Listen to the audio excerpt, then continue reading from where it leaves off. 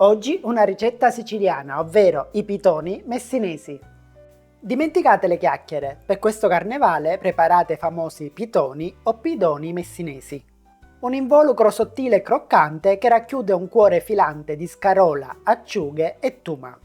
È lo street food per eccellenza, perfetto da gustare in questo periodo ma anche tutto l'anno. Siete pronti a prepararli insieme a me? Allora lasciate il grembiuli che iniziamo subito a cucinare.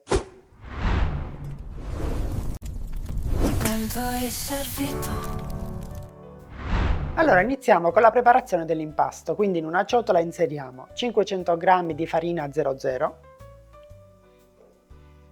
insieme a 50 g di strutto oppure 40 g di olio extravergine di oliva.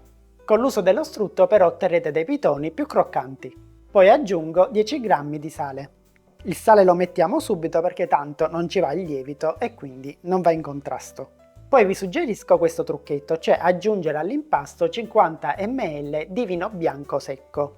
Questo aiuterà a formare delle bolle in cottura. Iniziamo ora ad impastare. Quando avremo ottenuto un composto con questa consistenza sabbiosa, ovvero quando lo strutto si sarà completamente amalgamato con la farina, possiamo inserire l'acqua. Ce ne occorrerà 220 ml che dovrà essere tiepida e la inseriamo poco alla volta.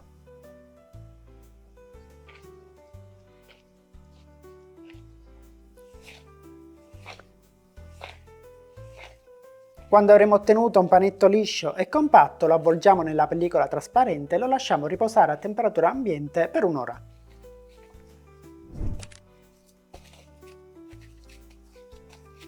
E nel frattempo che aspettiamo che il nostro impasto riposi, noi prepariamo il ripieno.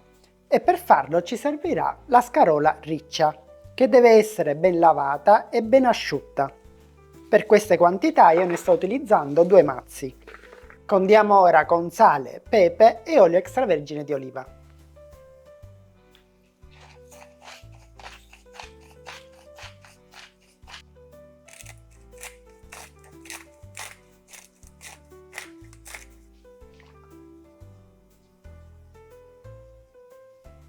E mescoliamo. Vi consiglio di lavare la scarola qualche ora prima, in modo che poi sarà ben asciutta, perché se sarà bagnata, poi quando farete i pitoni si bagneranno e probabilmente in cottura si apriranno. Quindi lavatela qualche ora prima e poi asciugatela per bene. Se volete potete utilizzare anche un panno. Benissimo, e questa è pronta. Poi ci occorrerà 300 g di tuma, che è un formaggio siciliano, sarebbe una caciotta fresca e dolce. E se non la trovate dove abitate, perché appunto è un formaggio tipico siciliano, la potete sostituire o con del primo sale o anche con una scamorza. E poi ci servirà qualche filetto di acciuga. Adesso che abbiamo tutti gli ingredienti possiamo iniziare a stendere la pasta. Una volta ripreso il nostro impasto dobbiamo creare dei panetti di circa 70-80 g ciascuno. Io in questo caso li farò di 80 g. Facendo i panetti di 80 g vi verranno 10 pitoni. Pirliamo l'impasto e poi saremo pronti per stenderlo. Mettiamo un po' di farina e stendiamo il panetto. Lo dobbiamo stendere molto sottile.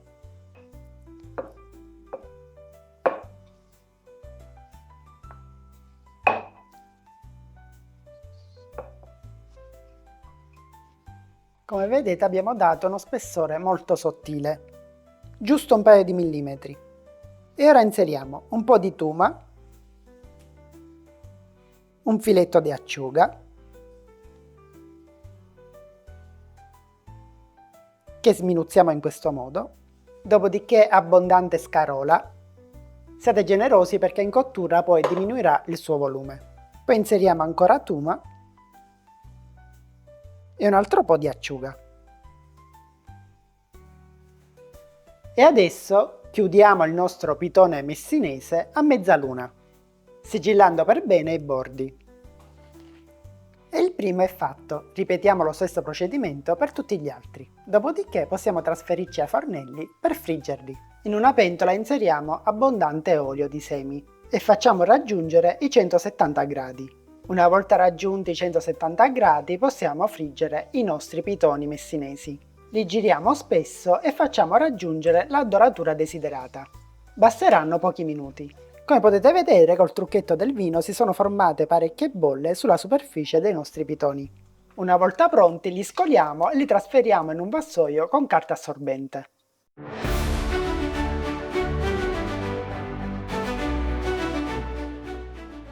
E adesso i nostri pitoni messinesi sono pronti per essere gustati.